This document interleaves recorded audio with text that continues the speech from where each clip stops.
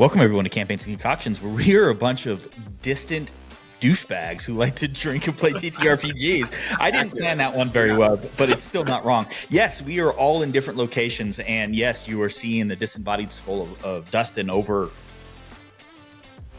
here. I don't know where it all lines up weird once it gets into post, guys. So I'm sorry for that. That's why you get the Brady Bunch thing. Skulls. Say again. I think it might be Dustin and Nate's disembodied skulls. That's true. That's true. So yes, we are all, a bunch of us are under the weather a little bit, and so we just decided it would just be best if we record separately. But as always, thank you for joining us on this adventure of cooperative storytelling. We really appreciate you joining us, and as always, if you want to engage with us in a more interactive way, click the links below. Point. Long points there. Hey, Carl. Exactly. Carl wants you to go and click the links and join the Discord and get in the Instagram and be engaged and all that cool stuff. So thank you as always for joining us, and we're really excited. We're just going to probably roll pretty quickly into some stuff today because separate, not feeling well, all of that good stuff. But before we get into drinks and gameplay, we do have a quick shout out coming from Curtis. I spent last week in San Diego for a work thing, and that work thing was awesome. I had a fantastic time. Met some cool people, drank with a bunch of those cool people, and all those cool people that I met them at the Storyhouse Spirits, and I just thought their gin was not only delicious, but what is written on the top is, and this is for you, Morgan, we are all storytellers. It's a good ass logo for us. That is a good slogan. I really appreciate it. Yeah, it's good. Yeah, it's a pretty bottle. I like it. I'm a huge fan. And then the other thing is I went to this tiki bar called the False Idol, which is sort of like a speakeasy within a bar. So it's like a bar within a bar. In the back area, they had like a grotto, and they had a waterfall, and they had lights, and they had all the tiki shit above. And the bartender, Ernie, was just killing it. Doing all the best stuff, making all the best drinks, keeping everybody happy, lighting shit on fire. Fantastic place. If you get a chance, you're in San Diego, go to the False Idol. It was a wonderful experience. And while I was there, I met a guy named Dave, and Dave sat down next to me, and we talked, and he showed me pictures of his backyard tiki bar, and it was fucking legit. I was so impressed with Dave's little bar, man. So, life goals. Be like Dave. Build yourself a tiki bar in your backyard. Travel around the world and go to every single tiki bar you possibly can. He was telling me about one he went to in Japan, one he went to in Singapore, and one he went to at the base of the Acropolis in Greece. Pretty tight. So there are bars, and some of the tiki bars in Singapore are some of the originators of some of the classic tiki cocktails. So if you can make it to Singapore, do it. So cool, yeah. And also, thank you, Dave, for being cool. Hell yeah. I hope if you ever listen to Dave and you find it, cool. Thanks for being dope to our big-haired weird sorcerer. That's right. Yeah. So awesome. But before we roll into other stuff, I'm just going to throw it out there. Anyone else got anything else they want to get off their chest before we move on? Deafening silence is awesome. All right. What are we drinking, fellas? I'll go first. I made what I'm calling a Apper Daddy because it's got Aperol in it, and it's a hot toddy, and my throat's feeling a little and so I'm drinking a hot toddy tonight. It is 2 ounces of Storyhouse gin, their California coastal gin, as opposed to their London Dry, and I squeezed 2 limes in there. I didn't measure them, and then I added a ounce of Aperol, and then I added hot honey to taste, and filled it with hot water, and I'm sipping on it. It's fucking delightful. Yeah. So yummy. Perfect for right now. You want to go next, Matt? Sure. I made a drink that I'm calling the Plantation Plane because it's nice. A paper plane, traditional paper plane build. I just put Plantation OFTD in there instead of bourbon. Yeah. That's it. That was the drink. Is it good? It sounds good. It's pretty tasty. Yeah. Did you say OFTD? Mm-hmm. Fuck yeah. Love that.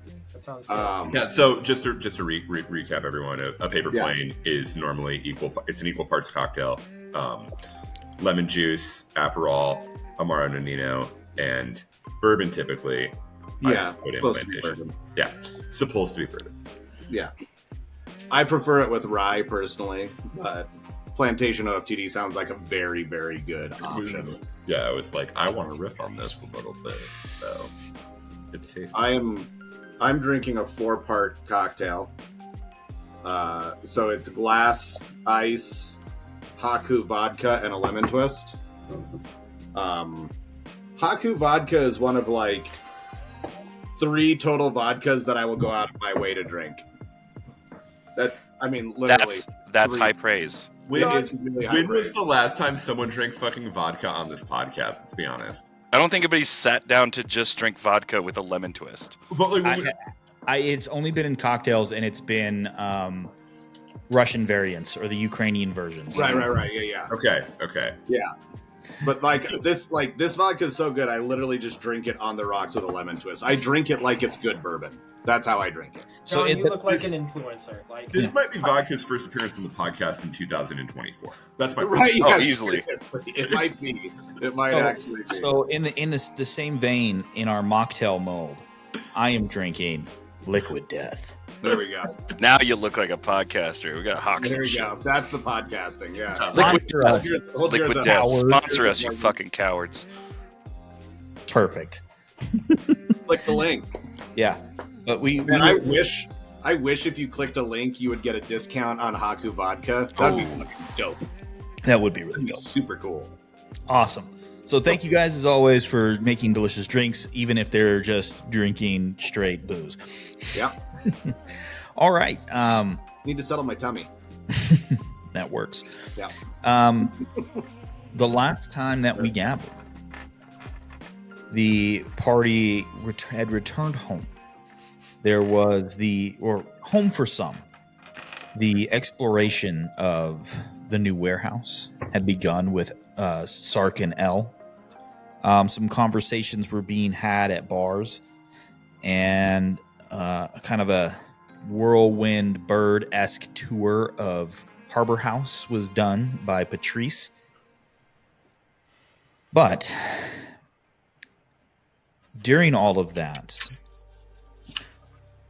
Prosperin, one of the very first people that you had met early on in the campaign, returned and said that y'all needed to talk. And when we left off, the 6 of you were at the warehouse, having some interesting explorations about lights and doorbells and things of that nature, when there was a ring at the door, and the door opens to Prosperin coming in. As she walks in, what are you guys doing? Being meek. She's fucking terrifying and awesome and beautiful. That she is. What do we got over there? Sark and L, what are you guys doing? I was just gonna gesture over towards the table where everybody's sitting. Okay. As she walks in, she takes off her long overcoat that she has been wearing, and she is in her typical of the bolero hat with the kind of like almost like a peasant shirt underneath a double-breasted waistcoat and slacks. Everything is kind of in black.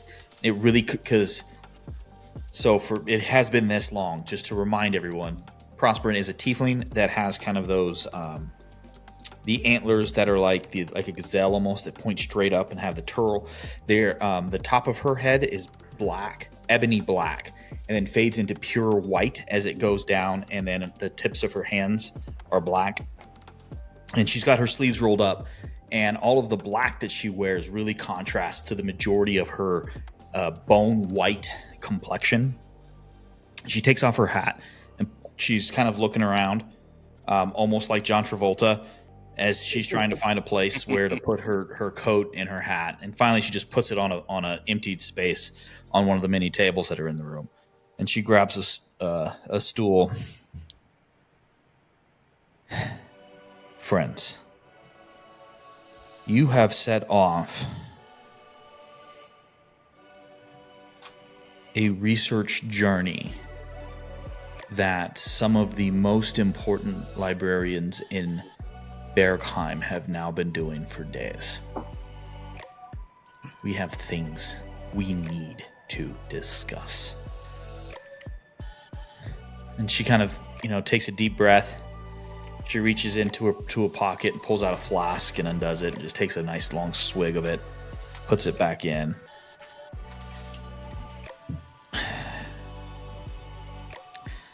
What is... And her eyes turn straight to Sark. Where is this coming from? These dreams, this thing, where are you from?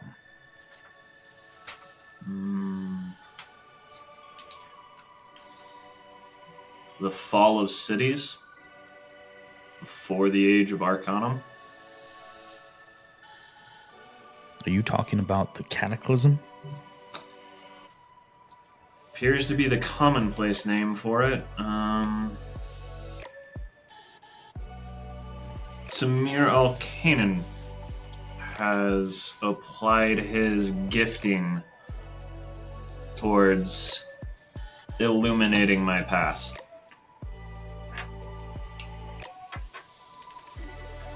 You stumbled upon the right person.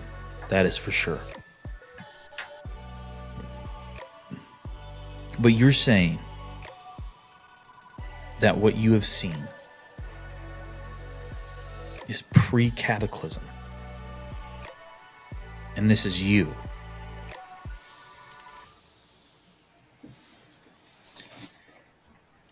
A version of me. Well, okay. So, the original contract that I had hired you for, to find the Ravenwood Academy, the Ravenwood Institute, I'm not sure still with the naming of it.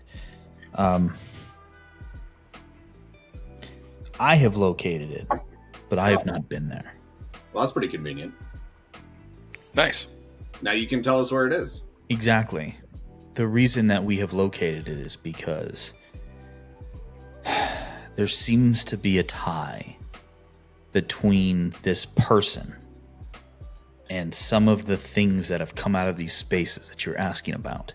These desolate places where magic is weird and destruction has happened. There's one, and she points at you, said, in your neck of the woods, that they actually do just call the Desolation. From what I am gathering, from some conversations I've had with people who have been through the Desolation, or their affiliates at least, it appears that maybe this place was one as well. I don't know why the magic element isn't here, why there's not some sort of space, because it seems what you have described in your exploration of underneath matches that of the descriptions of some of the people that I have reached out to in the Expanse, as well as some of the books that we have come across. So I ask you, how ready are you to leave this plane? I mean, I'm down for pretty much whatever. Just got fucking home. I need to stock up on tobacco, but Yeah, that's a good idea. Also, we should probably get coffee. yeah, I'm running a little low on that too. Yeah. Prosperin, how long would we be gone? I can't tell you that. Time works weird in other planes. I need you all to go to the Astral Sea.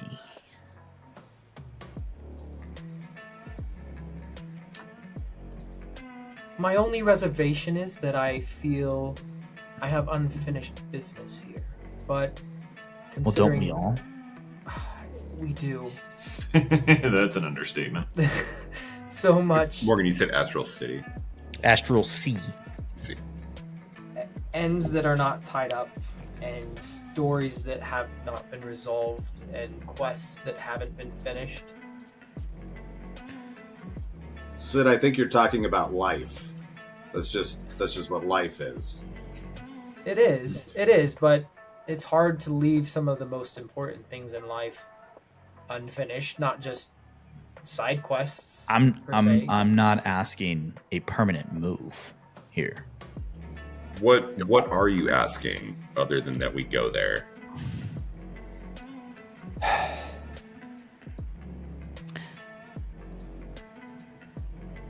What do you know about my father's former compatriots? They were You're really not correct. powerful magic types. Mm-hmm. Have we come across this information? Obviously, I know. I know you know, Matt, but I don't know. There's been some brief conversations about it. Yeah, We've had like three different like very small like either lore dumps or like conversations with people who gave us some lore about it. I feel like Mr. Manager gave us a little bit of information. I also think we would be excited to hear Prosperin tell us. Oh yeah. So why don't we just play dumb and let her explain? I was going to say, I think all we know is that they maybe were involved with founding the different schools of magic. Toyful Cabal did it about 20 years ago. They founded the other 4 schools of magic, working to control people. Foster and a bunch of other people killed them. Oh yeah, they super dead. Didn't Prosperin drink sherry the last time that we met her? She did. Yes. I get up and grab a small snifter and pour her some Oloroso and walk over and hand it to her and I say, why don't you tell us about him? And then I sit down. Does that mean we're looking for the Ravenhold Institute again? Yes. Oh, we're being sent to it. She found it. Sent. So We'll see. it does sound like you do recall some, but my father was the crafter of the School of Necromancy. During the Age of Arcana, when magic was unbridled, uncontrolled, it took 5 wizards to craft the schools into something that was controllable, to heal the weave. Schools of invention, of abjuration, of all of these schools. However, they did not feel that they had time to continue on with their work, and so they sought my father out. And they created something called the Toyful Cabal. A group of people who thought it would be best to try and figure out ways to control sentient life through the background. To lead them to a great success without ever being in the forefront. Well, after a few centuries, the work that they were doing turned disturbing, and my father left. Settled in what is now Bergheim on the plateau, and eventually became a haven for those who were persecuted and attacked. Eventually, the threat of the Cabal reached such a point that he removed the plateau entirely from this plane of existence. Well, what he didn't know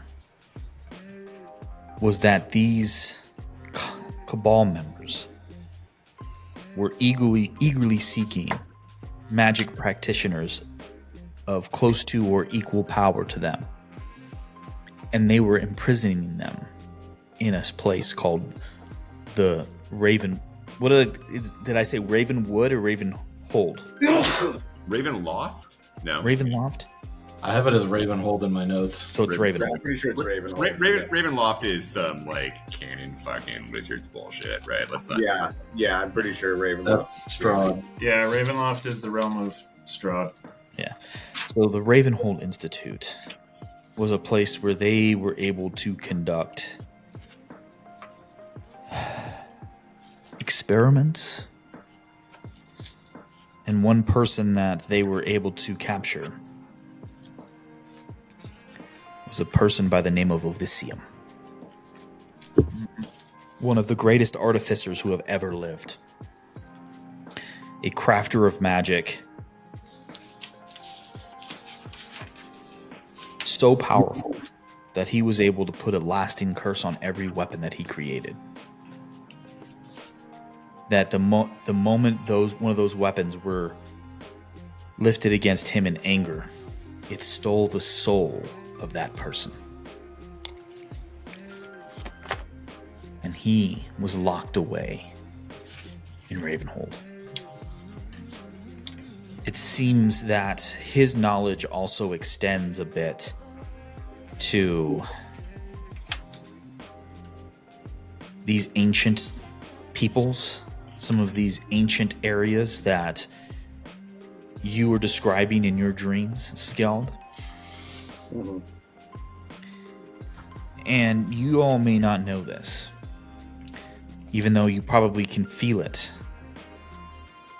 Things are going wrong here on Liberarth. Something has broken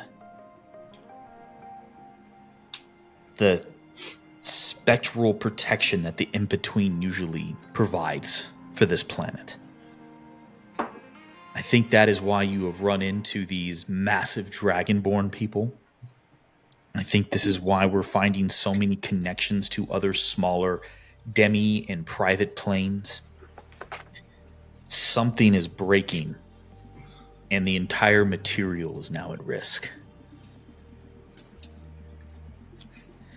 And I think you have accidentally stumbled upon it. And right now you seem to be the only ones who can deal in these spaces without any kind of repercussions. At least not major ones. So my father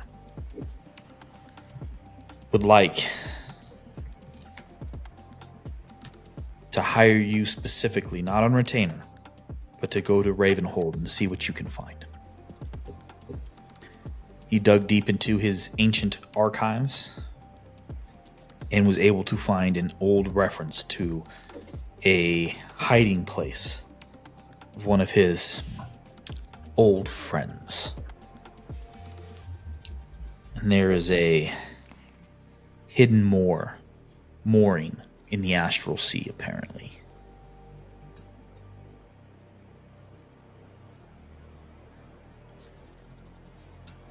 What's the compensation? She does a slight somatic element, and right in her hand, she pops out a small leather satchel or sack, about the probably about the size of this dice bag, right? And she throws it, and as it hits, it opens, and out falls green gemstones, probably about this size, so right up here next to my face. But they are not emeralds. I scatter out. It says, "That's your down payment. Upon completion,"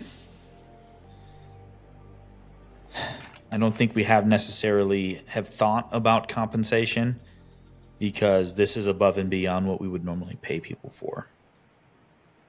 So we don't have a scale of what we would want to pay you. It would be big. I have a name. And that name is? Dandy Bill. And what would you like done with this name? I would like the owner of the name found and presented to me upon completion of the contract. Unharmed.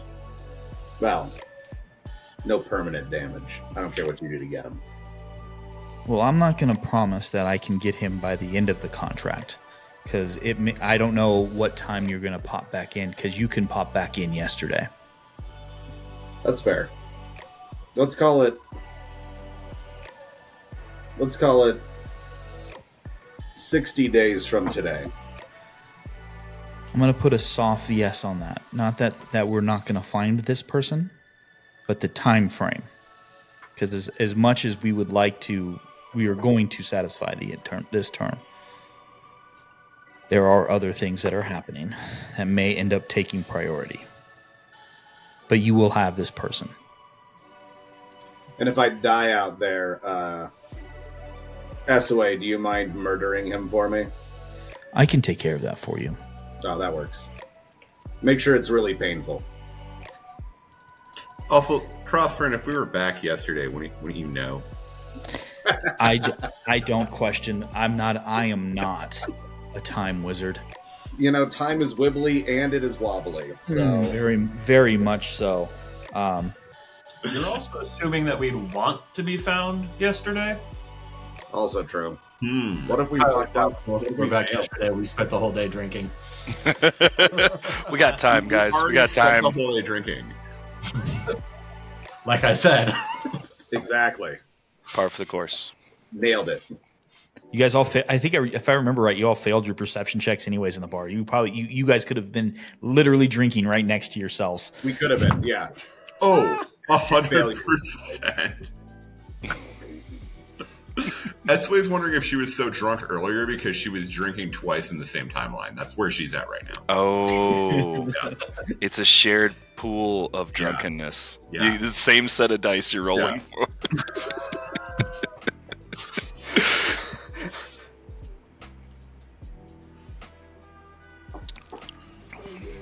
So is there a particular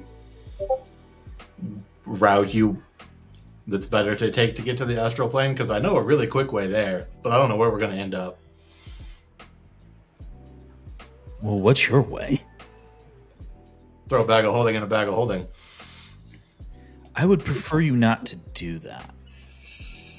That may not give you the result that you think it will. Probably. I don't actually know what it would do. That's just what I've heard. I kind of want to find out, but not badly enough to try it yet. I've heard it may end existence. Sometimes you got to take risks. I mean, maybe Elle's already done this, and that's why we're having these problems. Not my fault. Probably. Probably. You know, if I was to wager on whether or not Elle had a hand in the end of existence, 3-1, maybe 3-1. Really? That low? Yeah, I mean, he's I'm not giving trying- 1-1 odds. Like, I'm sorry, he's gonna have some role in it. Depends on the day. Yeah, he might not be the reason, but he's going to be associated. It's not his fault. I'm just saying he's involved, right? Fair. Yeah, I agree. And maybe that involvement's trying to stop it. I mean, that's technically currently happening, right? Like, there's very good odds Elle's involved. That's all I'm saying. I mean, let's not get carried away with me trying to stop things. It's fair. That's the way it takes a long swig of whatever fucking drinks in front of her. As we are talking more payments, do any of the other 5 of you have any requests? Same request I've always had, that you would do whatever you can to find Shavat and what's happened to her. But beyond that, I mean, this sounds like we're doing this to protect everyone, and nobody can protect themselves. So either way, I guess I'm in. I mean, not everyone deserves protecting, but I get where you're coming from. Those that can't defend themselves, yes. That's who I'm in this for. For the people that need to be done away with anyway, no, that's not for them. But unfortunately, they get lumped into the general populace in this case. It's very utilitarian of you.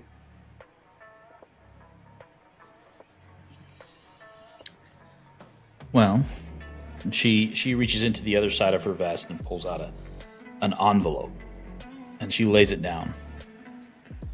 That is instructions on how to get to at least the area where you need to be. It also includes writs of citizenship within Bergheim and its associated lands, and gives you all the rights and privileges of that as well. we figured it for the least that we could do is at least provide you the diplomatic protection that comes along with being citizens in addition. Because that does carry some weight.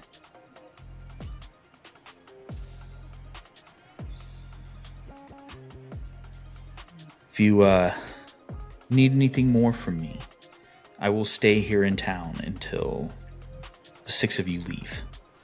Just tell me, how's my crew? Phenomenal. One of the best crews I've ever sailed with. Could not ask for better. And are they taking care of you? Oh yeah. Oh yeah. I mean, they got to artillery strike a fortress while we dropped on it. It was very fun. I think they had fun. And extremely effective. They are super down for really, really crazy shit. And they're very good at making sure it works. That's a story that I will be buying you all drinks for when you get back. In fact, why don't you come to my house when this is all done? The Lord Richter and I will host you, and we will feed you, and I will make sure that he pulls from his private stock. That's payment enough right there. Yeah. No, that's my gift. We will still work with payment. Prosperin, I was wondering, could you show me how to use these teleportation circles so that we can travel around this plane easier when we get back? Yeah, that's something we can easily do. Do you have one here? Oh yeah, I got one. It points over to the corner where it is. Well, now she knows she can actually use that teleportation circle now. Done. So with that, the meeting kind of breaks off, right? So Sid and Prosperin goes over. She rolls up her sleeves a little bit higher, and she works with you in the process of both casting the spell teleportation circle, which is how you draw your circle and you go, and then explains how permanent teleportation circles work, that usually it takes about a year. And then she explains about, even though it hasn't been a full year here, there are some ways in some companies, most of them from Tinkermere. There's a couple in your neck of the woods that can do it, where they can speed up the crafting, but it takes a lot and it costs a lot. So she was, as you know, she's kind of hearing things and pulling stuff out from these conversations that you guys are having. She's really impressed. She also she keeps lobbing compliments, but about the space that you're in, about how awesome it is and how much like she really enjoys it. Like she is an experimenter herself. She just doesn't do it as much ever since, who was it? Patrice, you heard the story. Yeah. You saw the story of what had happened. So, yeah. So, yeah, she keeps lobbing those compliments. So now I believe you now know teleportation circle, Jared. Narrative choice there. I like it. Thank you. Yes. As they are working, what are the other 5 of you guys doing? I was gonna look at the instructions that we got for how to get there and see where we start. Skjald picks up all of the writs and citizenship paperwork and stuff like that and puts it in an inside pocket of his coat to give to Captain Mackenzie when they get back to the boat. Because if we need anybody to bail us out of somewhere or prove that we exist or that we belong there, the captain's going to be the one that does it. You're not wrong. Anyone else got anything that they want to do real quick? The only thing Sid would want to just organize people to go to Edwards. You're still working with her right now. Okay, yeah, sorry. Yeah, I mean, if Elle's looking at the how to get their stuff, SOA would take a peek at it, but I think she's gonna also look and realize we're not sailing there. Fuck this. Yeah. She really doesn't like these boats that, act as more than boats. You guys want to go bet on Sark punching a bunch of people? Sark, do you need to meditate anymore? That's not a good idea at the moment. Oh, you might murder someone. Self-restraint I have. Okay. Most people at those fights aren't really the ones that need to get punched. At least that hard. Okay. At some point, while she's complimenting the setup in the warehouse, after he's read through the list of instructions, at one point when she points something out, he's just gonna go, "Guess what? It's got a secret compartment too," and open the one on the table. And it slides out, and it's like it's about 3 inches thick, and it slides out, and it's pretty wide. It looks like it could be a map drawer, right? It's pretty wide and pretty deep. It would cover the entire expanse underneath the table, and it's pretty cool. And she's very impressed with it. She says that is pretty awesome. It's just got like a handful of patrons rolling around in it right now because you put things in secret compartments, and he didn't really have anything that needed to go in it. Elle, did you get a building with pockets? I did. Yeah. I'm so happy for you, my guy. It's a building. It has pockets. It's got a weird doorbell, but I like it.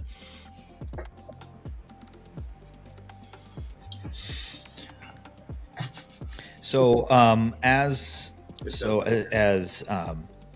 L and SOA look at the instructions, for you, SOA, I need you to roll a history check for me real quick. Dice roll. Woo! 8. Cool. Okay.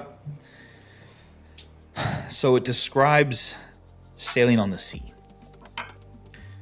and that you are going to head west, which for sailors in this part of the world is very dangerous.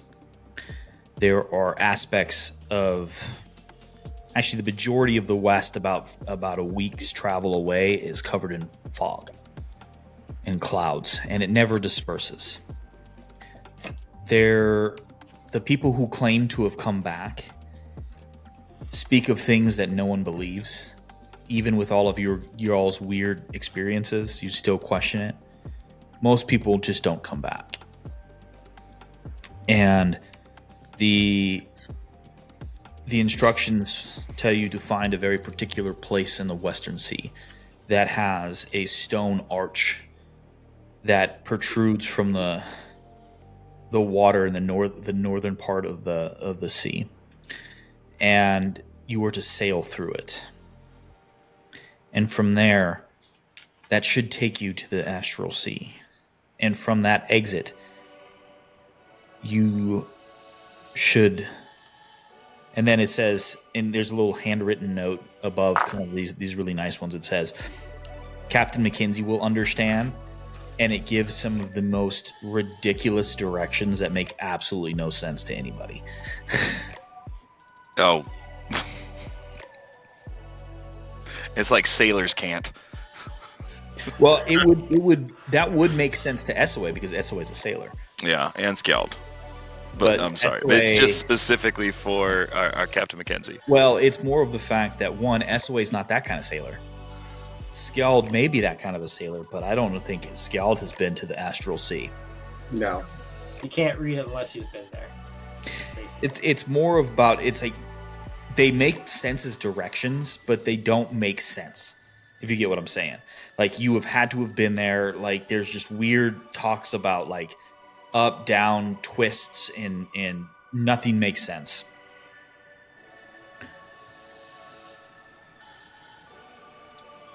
Skeld's looking over the shoulder, reading this, and is like, "This reads like a child's idea of a treasure map." And you hear coming from the teleportation circle, "You're not wrong." It's Prosperin. Yeah. I mean, how else do you give directions in a place where there's no point of reference? Oh, there's point of reference. She stands up. She finishes with Sid. And she kind of unfurls her sleeves and starts to button up. And she says, there are points of reference. The Astral Sea is definitely a sea. But it's also not what you expect the first time.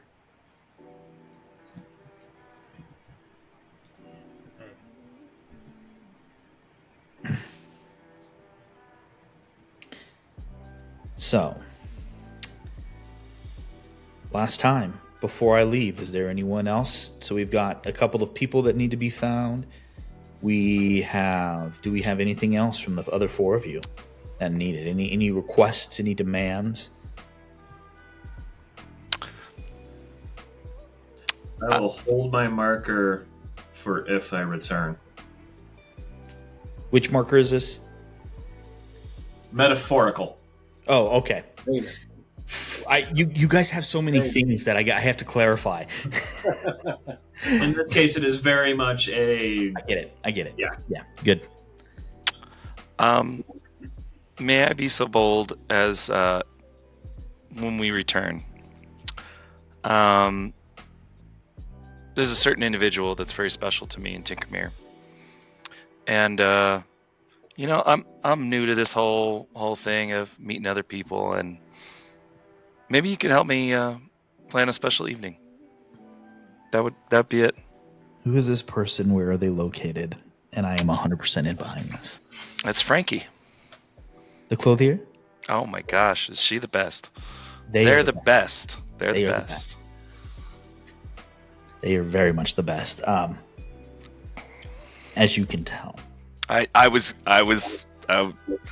game respect game. I was seeing it. I was looking. I was thinking it. They are one of my favorite people to spend time with in Tinkermere. I really enjoy having a drink with them.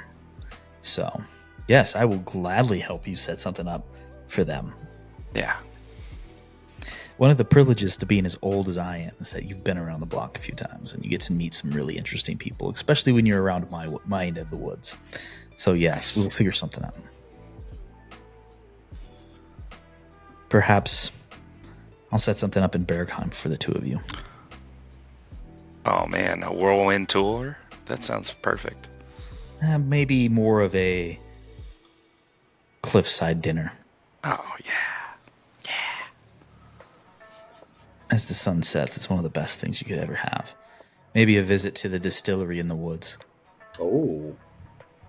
That sounds like a group adventure. Well, that depends on the druid that runs that distillery. She's a little cranky at times. And whether or not we all live. Fair. Yeah. Yeah. If that does happen, though, there's a particular person that I want to have come and re-role play herself. I don't think she'll do it, but She's already agreed, so hey. she did already agree. You're right. I still don't think she'll do it. I don't think she would either. Very bad. Yeah, unless we ply her with enough booze. So at that point, she grabs her coat and puts her hat back on. It says, "My friends, thank you.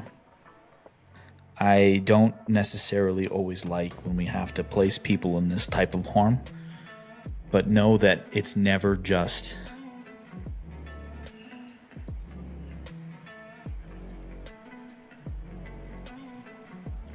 out of the blue and on a whim.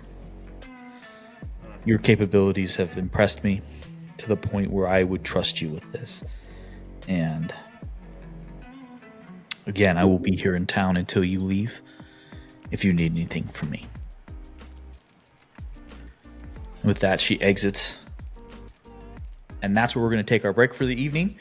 Stick around as we figure out what we're going to do next, and we'll be right back.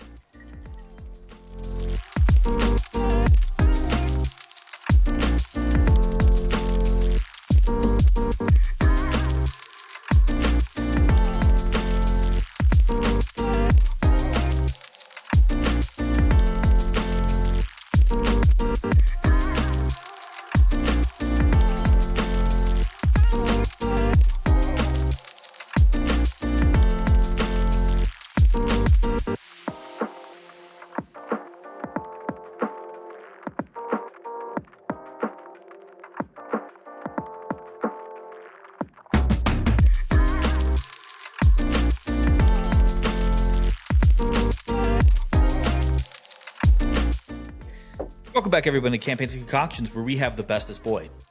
Bestest boy. Is that you? Bestest boy. So, my friends, what are we drinking? I made a riff on the last drink I made. I replaced the gin with a coconut rum, the Kaloa coconut rum from Hawaii. And this time I upped the rum because I'm talking to John. And so it's 2.5 ounces of coconut rum, a whole lemon, depending on the size of your lemon. It was medium-sized lemon. Some agave, I poured it in to taste, and an ounce of Aperol, and then hot water. Dude, it's perfect on my throat right now, and it's going to be called the Snug Bug. Oh. And the Snug Bug is it's like an old-timey bar that I read about in the history of women and drinks. Excellent. I made the Sea Pandan Toddy. It is 3 ounces of pandan shrub, a vitamin C tea bag from Celestial Seasonings, half ounce of grenadine because it is a Jared drink. That's and, right. And then topped with hot water. It's actually really good. I bet it's delicious, dude. Sounds phenomenal. It sounds good. I like how we're like, we got to do a mocktail, and Jared's like, I'm sick. I got this. I got it, guys. I got it. It's funny, though. Also, slight shift on the slogan: drink well, but also drink water. Like resolving kidney stones sucks. Just yes, drink water. As someone who has had 4 of them, I understand. Yes. Yeah. You Drink live in water. Colorado. Just keep drinking water. You're not drinking enough. Yeah. Yeah. Right. It's just I find the tea choice is always hilarious. You know, you can always tell people's experience with tea by what they buy. Right. I will add a picture of our tea drawer to the Discord with this. It's not quite Scott Pilgrim versus the World, her little list, but it's close. All right, we got anything else? I made a Bees Better Have My Honey, which you all are very familiar with at this point because I've made it a lot. But I did use the Balmer Peak Anniversary Gin that Curtis bought for me as a housewarming gift instead of Old Tom. And yeah, it's just as fucking good. So thank you, Balmer Peak. You rock. Oh, Thank you, Austin. Thank you, Eric. Thank you, Michaela. Thank you, Thank you for Michaela. making good stuff. Thank you. Thank you, James. John's drinking more vodka. Yeah. This is what you drink when you have an upset tummy. Whiskey is for a sore throat. Vodka is for a sore tummy. I don't think that's actually a thing. I think you're making this up. I don't think so. If rubbing alcohol is good for outside hurts, drinking alcohol is good for inside hurt. Exactly. right. I'm That's just right. saying. What else are you going to settle your stomach with Well, besides it's- vodka? I mean, like it's It's clearly the vodka. softest, most Different gentlest of inside hurt. spirits. Different Right. kind of inside hurt. Yeah, All it's like inside hurts when you are the get same. sick, you have like noodles and applesauce and saltine crackers and jello. Really basic stuff. And you can't Right. get more basic than alcohol. It's potatoes, man. Potatoes and water. The only caveat there is when you have like a sore throat or a cold or a cough, you want the whiskey because the whiskey has special tannins from the wood aging and stuff like that that's good for your throat. And also it kills everything evil inside of you. Then why am I still alive? I said inside of you. Well, I mean, all my evil is inside of me. Yeah, but it doesn't kill you. It just kills everything evil inside of you. All right. Apparently not as evil as you think you are. Yeah, it sounds like it. That can't be it. That can't Yeah, I don't believe that. Not one bit. I Y'all are like the dead inside a lot better. It's like I wasn't evil, I was just dead. I will say the amount of like hot toddy drunk I was every time I got COVID. Like it was just all day. It was like, yeah, we're That's perfect. When right. We're gonna start with breakfast tea, and we're gonna just keep drinking tea all going. day. All right, then. So, there we go. There's a interesting journey that we just went on, y'all. So because that's a good stopping point. Click all the buttons.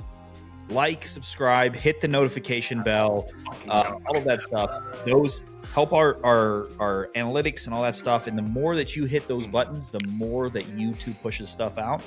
Because like our shorts are mildly popular, so we do pretty well on those. So like the more you see, the more we share. Keep getting it out there. We do appreciate y'all for that stuff. Yeah, so, eat our shorts, man. Eat our shorts. Oh, Curtis. Prosperin has just left. We need 3 total Pete's. Prosperin has just left the building. And the 6 of you are sitting there and or standing or whatever. What are you guys doing? Okay, so I feel like shit's about to get real. I know we've had some rough and tumble stuff, but we're going where people don't usually go. We're being asked to do things by people that usually don't ask for favors. I'm just so happy that, you know, when we go and meet some terrible shit, that I'm going to be with you fuckers. You are just so good at having my back. I just really appreciate y'all. So I think we should go to Driftwood tonight. We should drink well. We should eat well. We should have a good night. And then we should figure out where the fuck we're going with Captain Mackenzie and these weird things. And let's get the fuck out of here. I do have one more request. We must do one more breakfast at Edwards. Oh, yeah. I agree. Typically, breakfast at Edwards follows dinner at Driftwood. It does. Yeah. And me and Elle have to get more tobacco anyways. Yeah, does anybody need to stock up on anything while we're in town?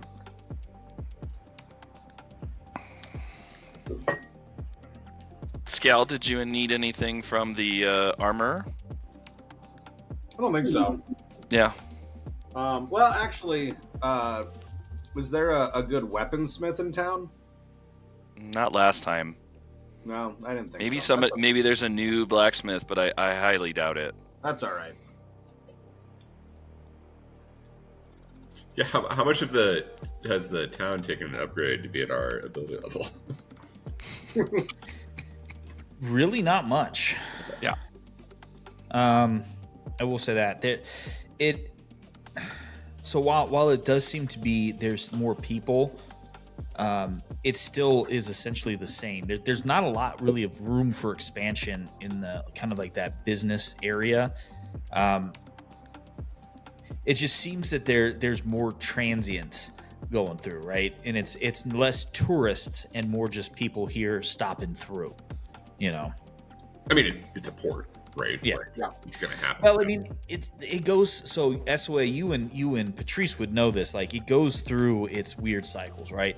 It'll have super quiet periods where you only get a couple of pirate ships, and every now and then you had that weird moment that has just kind of recently ended where it became like a tourist trap for a minute, and then there's the times where it's like maybe the trade between Seacand and Wudan is really going on, or there's more, Gansworth is doing their horrible shit and it drives people out and get a lot of refugees, and you're not at the refugee level yet, which is usually a pretty bad influx of people, which Haven always accepts, but it's getting to that point where there's that kind of amount of people.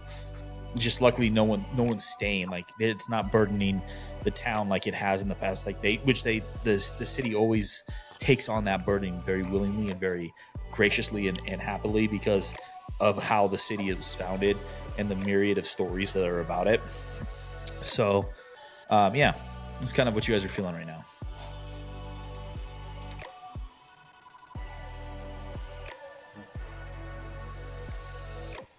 And we talked about going to take over Rugen. Do we want to do that first? I feel like that's a hobby if we come back. That's fair. Sark is gonna go to the ship when everyone else goes to Driftwood and talk to Captain Mackenzie to send as much as the crew to Driftwood as he can and stay on the ship instead. Oh, I like that. And But he will Sark should still pay go. for it out of pocket. Just like, here's money, go to Driftwood. as many of the crew as you want to send.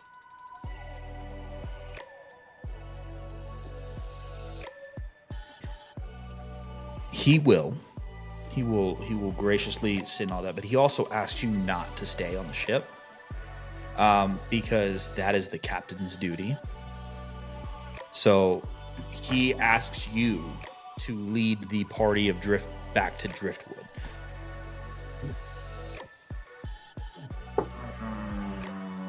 I have to roll for that. Sark might be rude.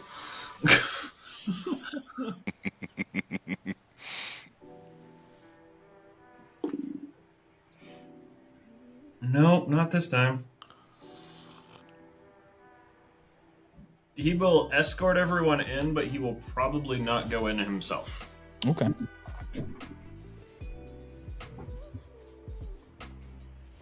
If you still want to go back to the ship, Sark, go ahead. That's just something that he would do. No, at that point he'd probably just like find a spot out of the way, possibly on a rooftop, and wait to watch and make sure everyone gets back to the ship from Driftwood. Since Mackenzie put him in charge of the crew, he's like, shit, now I'm responsible.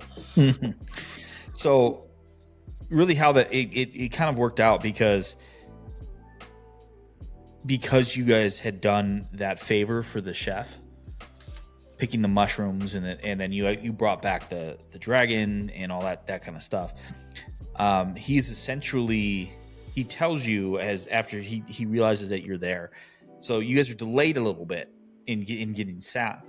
He comes out and says, I have built a special place just for you and your friends. And he actually takes you downstairs, and they have dug out kind of a grotto of stone that is lit by candles and sconces. And there are kind of cutouts that have been built or been cut out of the stone wall where bottles have been inserted. And at this time, as he begins to before you even get there, as he begins to lead, Sark has brought the rest of the crew, and they kind of join, and he brings all of you, and there's enough space. This is a huge space. Like, the table is long enough to accommodate 30. And he says, this is now the space that is dedicated for y'all. Because I know the dangers that are associated with these things that I ask you to do. And I ask that you allow me to pay for tonight's meal for all of you. Know that you always have a table here at Driftwood.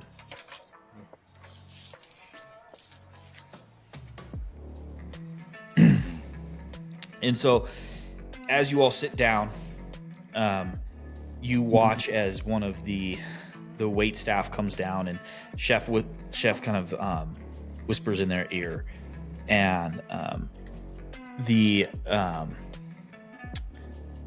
wait staff asks if anyone has anything particular that they are looking for to drink, or if they would be happy with allowing the staff to pick everything for you. Oh, please choose for us. Yeah, like pairing menu this shit. All the way. And if you want to pair different drinks with different courses, that's also fully acceptable. Mm-hmm. Oh, excellent. I will let Chef know. So it comes down as soon as they leave, another staff member comes down with caviar and champagne for y'all. And this just begins this wonderful evening that 5 of you and then all of the crew, with the exception of Captain Mackenzie, are having, that is involving wonderful bottles of wine. There's some lamb, some like wonderful like artichokes and baby cabbage kind of things. There's this like bisque soup that is just like a pumpkin bisque kind of thing that is going on. It's just like this phenomenal meal. that is just constantly brought out with different drinks and everything. And then by the time dessert comes around, it is just a very simple yet outstanding chocolate cake. Shout out to Bistro 317 for that chocolate cake that we had. That Black Forest cake was bomb. And with a bottle of red wine that chef has picked out for you. And it is now for all of you having experienced the life that you guys had the last year or so, it is definitely in the top 5 meals for each of you. Some of you would probably be your favorites, others it wouldn't, but all of you have experienced one of the best meals that you've had, like on par with Grace and Tinkermere, those kind of places that you guys have experienced now. Eventually, espresso and limoncello are brought out to finish out the meal. And while this is happening, Sark, what are you doing?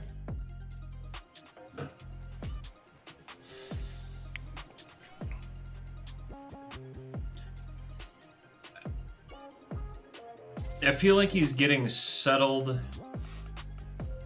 to basically say goodbye to this plane. Like, he's there to, observe and watch when everyone comes out and raucous, but he's going into this fully expecting not to come back. So he might sneak away and put probably another 100,000 platinum in the storage in the warehouse for L. But yeah, that's about it. He's just like, I have a place to go now to resolve why I'm here. So he might just be sitting on a rooftop staring at stars until everyone comes out in a drunken raucous. And then he will carefully guide everyone back to the ship. And everyone is annihilated. Like, even the 5 of you who were there are pretty blitzed. The expensive booze drunk is the best drunk. Oh, yes. I do think SOA at some point during the dinner, probably before she thinks it's going to be the main course, but maybe not necessarily, wants to give a toast and just basically celebrate the crew for being exceptional. And they're about to go somewhere farther than she ever thought she was going to sail in her life. And she doesn't want to do it with any fucking people outside of the people in this fucking room.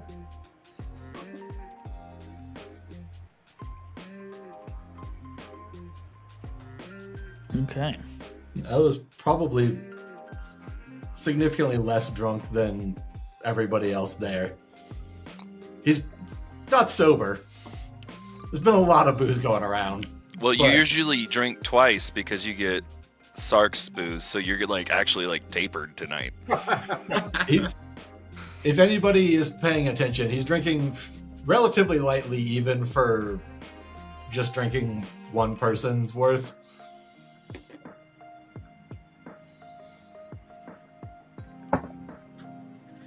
So he's probably solidly buzzed right now, but not. He's probably trying to stay right around the line of buzzed and drunk. May have gone a little bit too far over the line, but measurably more sober than everybody else involved. All right, as the evening is coming to an end, all 3 moons are up. The 2 silver and the purple. The rings of Liberarth are glowing. The stars are bright. What are you guys doing? About what time is it? It's late. 1? Probably a little bit past. Would it be 26? Yeah. Are there tables and chairs in front of Edwards, out on the patio? There are. Yeah. Skeld starts wandering towards Edwards. Okay. Anyone else following? Cal, Yeah. ship's boats that way. Yeah, I'm good. You good? Yep, I'm good. You want some company? If you want to come along. Okay. Esma is not going towards Edwards, but she's also maybe not going towards the ship. She's going down to the docks. I was gonna swing by the warehouse and then join Scald outside Edwards. Because otherwise he knows he's not gonna get breakfast there. Accurate. Sid, I don't think gets much sleep on nights like these. Anyway, knowing that there is a new war front to open, so to speak, or new lives to be at risk. So she's going to lean a little extra heavily on her warhammer as she follows Scald and Patrice down to Edwards.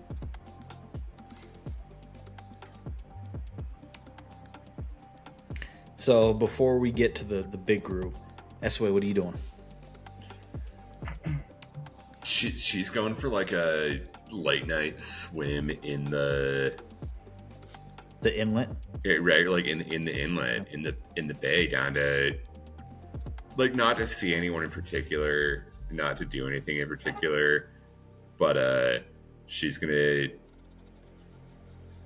I think, start by swimming down, just to kind of the CL portion, quarter, like that underwater part of Haven a little bit. And then she might swim out a little bit to where she feels like she showed up when she got back to Haven, right? Like where she felt like she showed up after she was marooned, and she just ended up back home. Right. So here you go.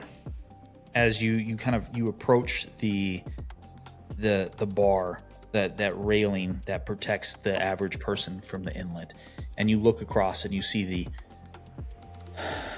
those antique buildings that have been kind of felt full. You just jump and dive in, and as you swim down and down and down, you come to see the gorgeous, beautiful, restored city that is the underwater portion of Haven that very few actually get to experience. It is very much of like a Greek bend, that kind of Greek Santorini coast, the white buildings, the blues and the greens, and the subtle warm orange lights that are used to light up the city are dimmed, and everyone there it's quiet. There's only a few people who are out and about swimming. And as you feel that kind of protective urge that you've been had since you first met these people, you eventually return to the main flow, and you fight against the current as the river meets the ocean there, and it just kind of is a vortex, and eventually you swim through, and there's a significant sandbar that helps create the natural harbor of Haven, and that's what part of why this city is built where it is. And you exit the water, and as you turn around, all you see is that one, as you look, for anyone who's been out to sea far enough that you don't get the distinction of the buildings and everything and the lights, that's what you're seeing, right? And you remember what it was like to see it for the first time again, after you followed the spiders here, after you never thought you were going to see home again. You see that sparkle, and the way it just lines up perfectly where you see the arc of the rings of the planet just kind of cut to where the light is in the inlet. And you see what most people assume to be a reflection, but is the light coming from your home in the underwater portion. What are you doing?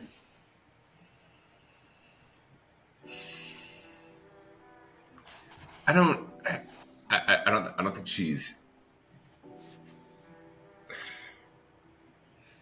like she's contemplating if leaving this plane's the right choice, if leaving this place is the right choice. And I don't think she's trying to like reach out and ask in any way, but she's just having that internal debate with herself as she looks on the place that she feels, you know, called to and tasked to protect. Okay. So as this is all happening, Patrice, Scald, and Sid are the first ones there, and then Elle slowly comes later. As the four of you sit there at Edwards, the umbrellas are not there. It's just the chairs and the tables, and it's dark. There's not, all of the lights are out of the city. There's only the only light that you can really see are the ones that are coming from the houses behind the main row and what's up at Harbor House. And then there is that kind of the purplish, reddish, bluish tint that is coming from the moons and the rings. And it's almost like one of those like retro neons that you see, like the synthwave kind of shit. That's the kind of colors like this, right? Mm-hmm. Behind me. And sorry, podcast listeners, go check us out on YouTube. What are the four of you doing? Scald, really, what are you doing? I guess is the real question. Well, Scald drank quite a bit tonight, but he rolled a 27 on Constitution, so he's feeling fine. And maybe, you know, he was trying to like sort of numb himself emotionally and mentally, but failed. And so he's just gonna go and grab a seat at Edwards on the patio, which is fully not open. But I imagine they don't chain up their chairs or anything. So, you know, he's just sitting in a chair out on the patio and pulls out the never-ending flask of very, very nice rum and a cigar and lights up. And it's just sitting there kind of like looking at the stars, you know. I imagine Haven doesn't have a ton of light pollution, so you can probably see the stars fairly well, and you know, the beautiful moons and the rings. And yeah, it's kind of a weird thing because the light pollution from the rings and the moons just kind of washes out the stars a bit. But it's very distinct. Like you get probably about 15 degrees or so away from the rings, and it gets super bright for the stars again. So yeah, it's one of those things that I think for all, especially you as a sailor, Scald, you see a sense of safety in the sky, in the clear sky that has always guided you safety, not home, but to safety. Yeah. What phases are the moons in right now? They're all full. All full. Yep. It's a very rare occurrence.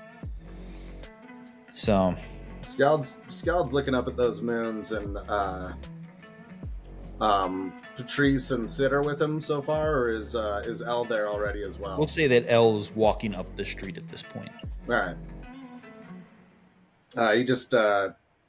He turns to Sid and he's like, 3 full moons is a good sign.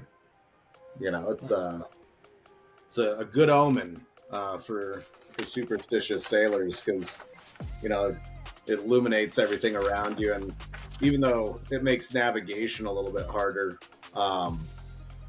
it means that you can see for miles and miles and miles at sea. You may not be able to see what's really far away, but you can see what's right in front of you. Mm-hmm. No one can really sneak up on you, Yeah. The stars are the same as they would be in Krabakdo, right? They're a little bit different because Krabakdo is very much is one of the most southernmost cities on the planet. So you're going to have a little bit different, but it's not different enough for it to feel that uncomfortable. Like your northernmost constellations are probably in the southern sky at this point. It's odd, I left home a long time ago at this point, and while the stars are familiar and I can tell some of them, some of this, some is new. Where we're going, there will be no familiarity at all, and it feels like a whole new leaving from home, leaving the freaking planet that we know. This is crazy. Some weird magic shit. Weird fucking magic shit. I feel like El caught the end of that sentence because he was walking up already. And just as he's grabbing a chair, she goes, "You say that like we haven't left this plane twice already." Yeah. And still, Sark hasn't had a chance to punch any gods. You got to punch what is probably a god's house. That is true. That is true. Can a house be a god? I don't understand this theology thing. All I know is stay the fuck away from gazebos. I've never trusted gazebos personally. They just Nor have should you. a very suspicious aura about them universally. Pergolas are hit or miss, but gazebos Gazebos are right out. Right out. right out. Mm-hmm. The fuck is a gazebo? It's like hexagonal. It's got like 6 sides. It's open. It's walls. yeah. It's got no walls. It's just got pillars holding it up. It's like a permanent tent, but it's a dumb shape. Yeah. Evil. Yeah. 6 sides and all, you know. Yeah.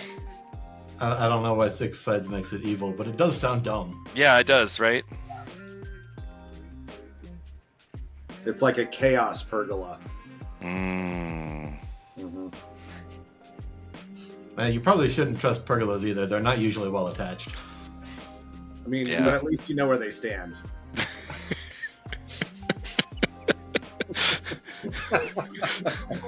I'm gonna go drink more. I'll take the dad jokes over shit jokes any day of the week. You don't feel like it feels any different knowing that we're leaving the plane? Like knowing, I mean, I guess we know what that kind of felt like. I wonder if this will feel different. I mean, we knowingly left the plane twice already. I don't know how this is that much different other than we're going to be on water this The time. first time we didn't know I agree. we were leaving until it happened. Are we gonna be on water? Well, at least on our way. We gotta Okay. sail west.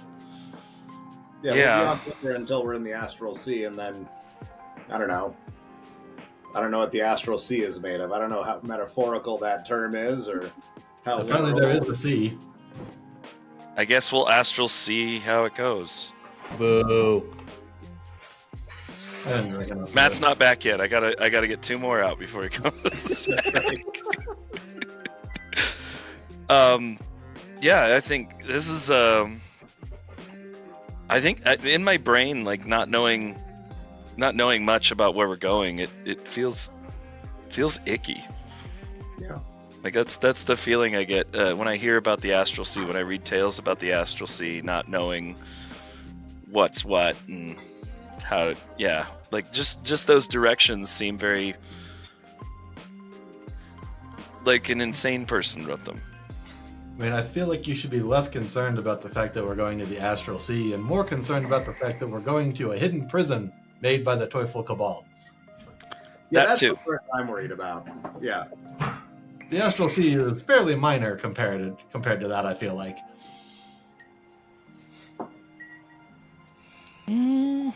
Especially since we're going there to look for a person who figured out how to steal people's souls and shove them in a weapon.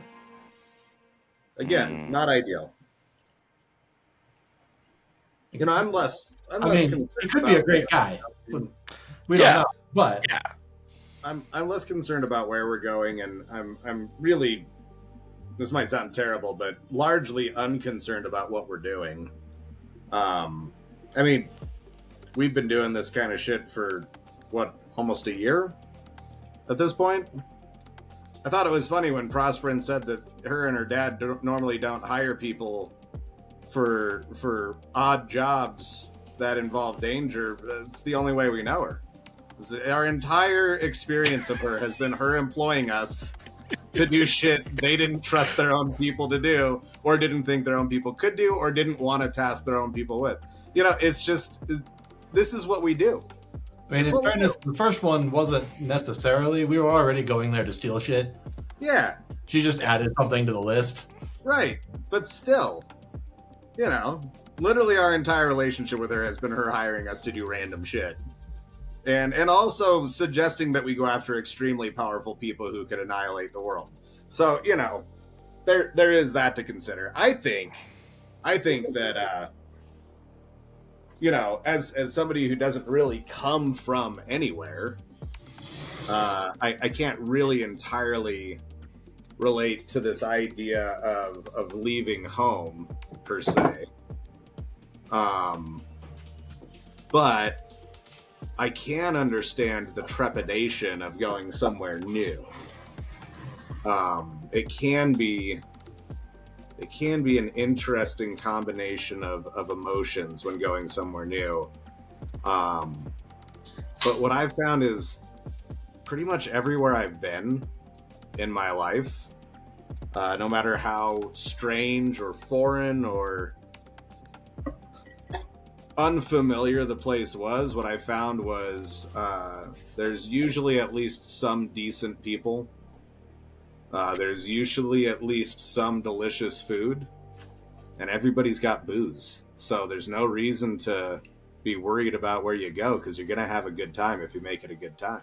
Even if we end up, murdering some ancient undead wizard or something along the way. Speaking of ancient undead wizard, have any of you guys heard anything about Elysium? Yeah, you got that right. Just what she's told us. Ovisium. Elysium. That's even better. I heard a story that I'm assuming at this point it was one of his axes that ate somebody's soul. Not that long ago. It may or may not have shirts tied to it.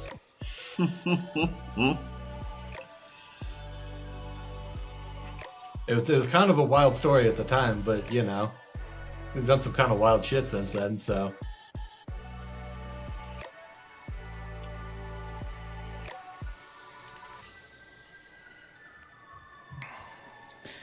That aerial assault out of the ship was pretty fucking dope. It was rad.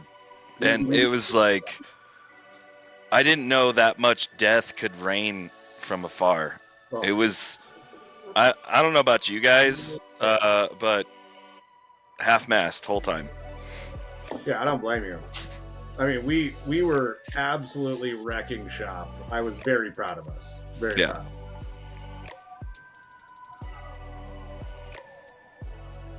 Sark came in like a wrecking ball.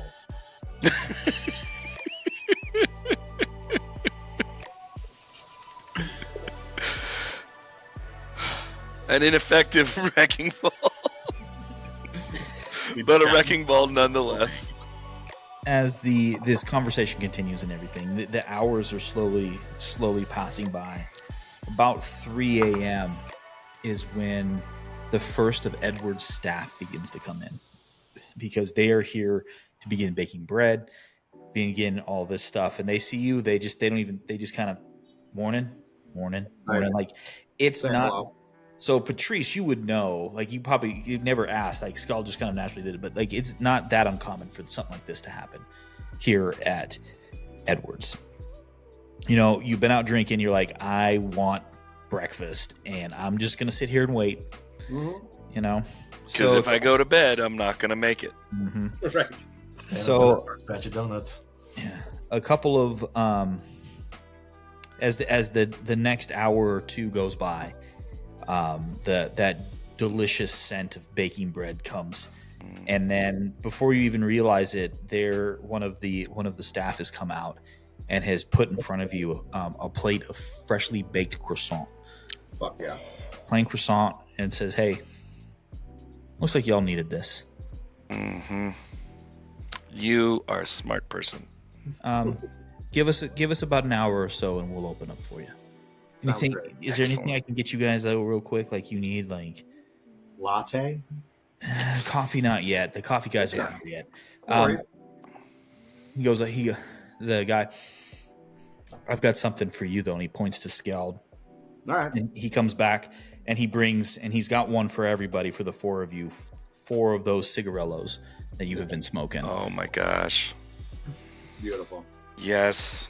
I've been sitting out here before, so I get it. I get it, friends. So enjoy Edwards, and we'll see you in an hour or so. Much appreciated. As soon as See he y'all. walks away, El's gonna pull out his coffee maker and just start making coffee. So the four of you sit there. Eventually there's a small line that begins to form at the door as the early morning shops and the people who are going to start opening. It's about 5 o'clock in the morning at this point. The doors open, and the first few try to time being there around open. Okay. So at this point, you see a slightly moist SOA walking up.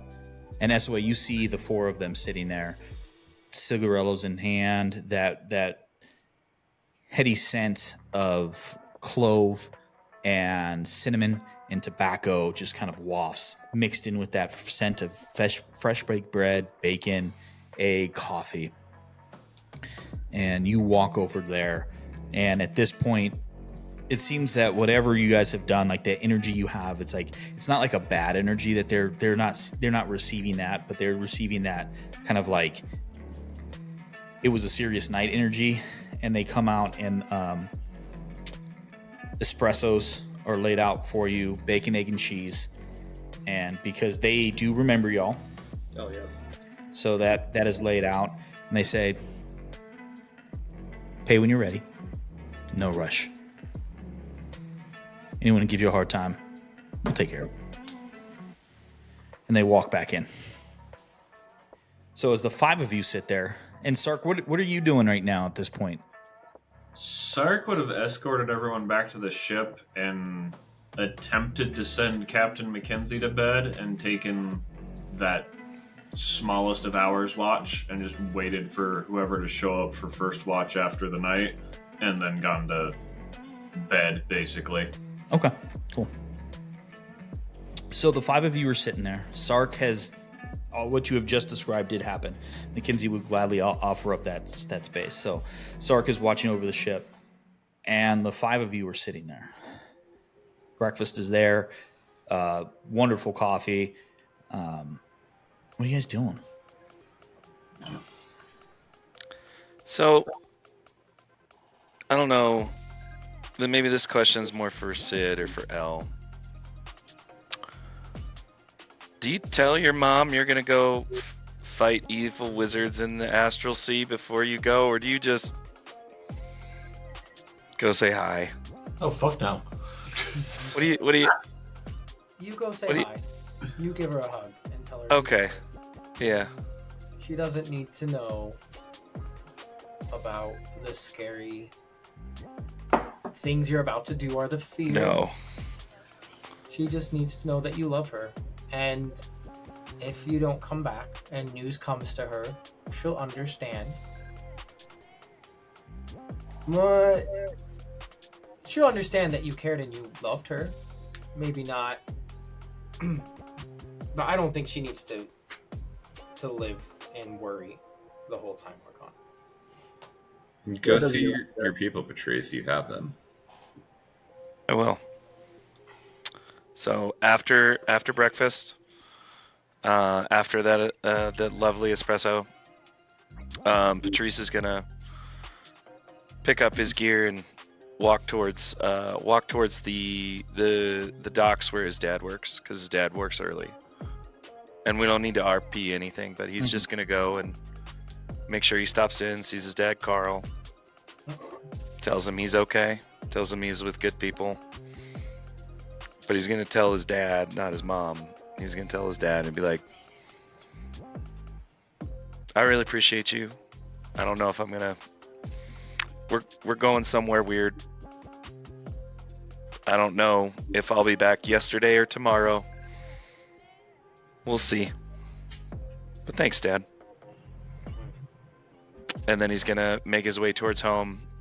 And he's going to wait a little bit, just kind of meander around because his mom doesn't wake up early.